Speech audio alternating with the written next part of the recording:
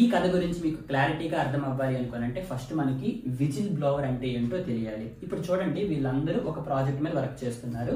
ఈ యొక్క project name వచ్చేసి చాట్ జీపీటీ అనమాట. అయితే ఈ యొక్క ప్రాజెక్ట్ లో వర్క్ చేస్తున్నటువంటి కొంతమంది కొన్ని తప్పులు చేస్తున్నారనమాట. ఆ తప్పులు ఏంటి అనుకోనంటే గవర్నమెంట్ పాలసీస్ కి అగైనెస్ట్ గా కొన్ని తప్పులు చేస్తున్నారనమాట. అంటే గవర్నమెంట్ పాలసీస్ ని వయోలేషన్ చేస్తున్నారనమాట. అయితే ఈ విధంగా జరుగుతుంది అని ఈ యొక్క టీంలో ఒక పర్సన్ కి తెలిసిందనమాట.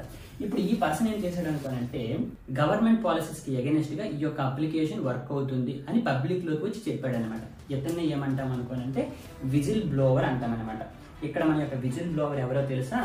సుచిర్ బాలాజీ అనమాట. ఈ యొక్క సుచిర్ బాలాజీ ఈ యొక్క చాట్ జీపీటీ అన్నటువంటి ప్రాజెక్ట్ లో గత 4 సంవత్సరాల నుండి వర్క్ చేస్తున్నాడు అనమాట. ఈ యొక్క సుచిర్ బాలాజీ చాలా చాలా చాలా టాలెంటెడ్. మీరు ఒకవేళ లింక్డ్ఇన్ ప్రొఫైల్ ఓపెన్ చేసి సుచిర్ బాలాజీ సెర్చ్ చేశారనుకోండి, మీరు ఎందులో చూసుకున్నా సరే అతనికి ఫస్ట్ ప్రైజే వచ్చింది అనమాట. చాలా చాలా బ్రిలియంట్ పర్సన్.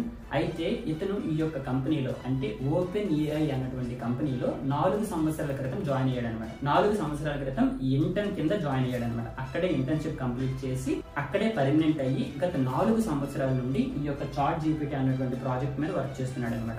అయితే ఇతను గత 4 సంవత్సరాల నుండి చాట్ జీపీటీ అన్నటువంటి ప్రాజెక్ట్ మీద వర్క్ చేస్తున్నాడు కాబట్టి ఇందులో జరుగుతున్నటువంటి ప్రాబ్లమ్స్ గురించి తనకు తెలుసు అనమాట. సో ఏం చేశాడు అనుకోనంటే 3 నెలల క్రితం ఈ యొక్క కంపెనీ గవర్నమెంట్ పాలసీస్ ని వయోలేట్ చేస్తుంది అని చెప్పేసి బయటికి వచ్చి చెప్పాడనమాట. అది జరిగిన 3 నెలల తరువాత అంటే నవంబర్ 26వ తారీఖున సుచిర్ బాలాజీ చనిపోయాడు అనమాట. మరి ఏ విధంగా చనిపోయాడు అనుకోనంటే మనకున్నటువంటి సమాచారం ప్రకారం మీరు ఇప్పుడు గూగుల్లో సెర్చ్ చేసుకున్నా సరే సూసైడ్ అని ఉంటుంది అనమాట. ఇది సూసైడ్ అంటే మీరు నమ్మగలరా?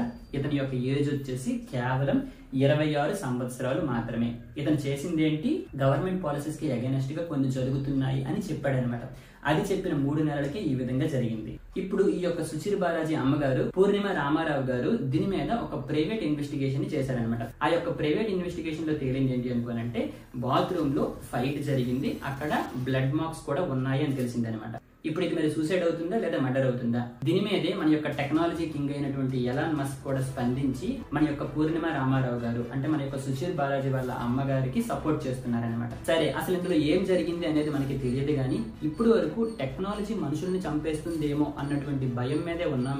కానీ టెక్నాలజీని క్రియేట్ చేసిన వాళ్ళని అందులో జరుగుతున్నటువంటి తప్పుల్ని బయటకు వచ్చి చెప్పిన వారు కూడా చనిపోతారు అని ఇప్పుడే అర్థమవుతుంది. No matter what, Suchir Balaji deserves justice. The irony of technology lies in its power to create and destroy. We feared AI might harm humanity, but never imagined the creator would fall victim to its shadows. Justice for Suchir Balaji is not just about uncovering the truth.